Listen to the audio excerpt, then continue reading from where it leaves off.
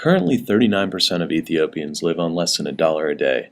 More than three-quarters live on less than $2. It's one of the poorest countries in Africa, but still the underlying feeling is one of hope. On July 15th, my team stepped onto Ethiopian soil for the very first time, and we were greeted by the antithesis of the dry desert air that one would expect. We saw lush fields, a temperate climate, and one country that dates back to the late 1600s. Over the last 6 months, our team at Emory University's Goizueta Business School has been conducting a feasibility study on whether Ethiopia could sustain a wine industry cluster and to what extent it could alleviate poverty in rural communities there. Ethiopia's former wine industry saw a decline under the communist Derg regime that was in power in the 1970s and 80s. More recently, the Prime Minister, Meles Zenawi, expressed interest in the redevelopment of an economically beneficial wine industry in Ethiopia.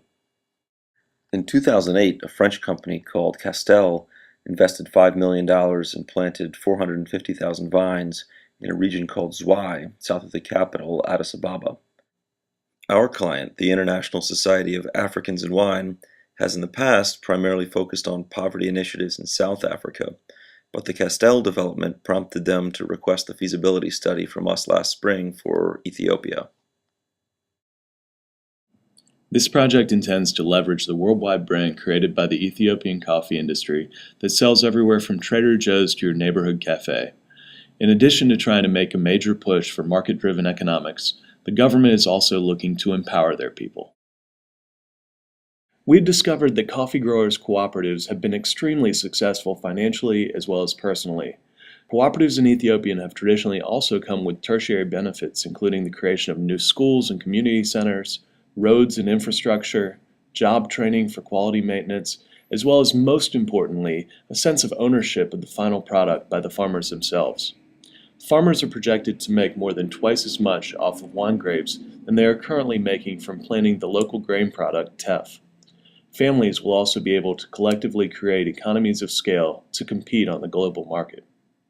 The thing that most struck me about Ethiopia is that it is a world of great contrast and a study in extremes. When we arrived there, as we were driving into Addis, it was this world where huge steel and glass superstructures were literally being constructed out of scaffolding made from twigs and branches and string tied together.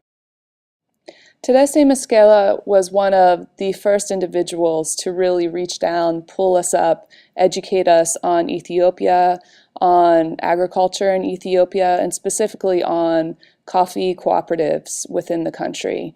He is basically our connection to the farmers. He is a successful businessman as well as a successful farmer, and he's been able to help us bridge that gap between those two very different skill sets. Our hosts were incredibly warm and welcoming, gracious. They made us feel at home, and they had a great worldliness to them and a huge level of access to some of the most powerful people within Ethiopia and some of the people who could really help us. I became involved in this project at the very beginning, at its inception. And for me, it seemed like this amazing opportunity to take what I was learning in the classroom, these great business skills, and then apply it to a real-world situation.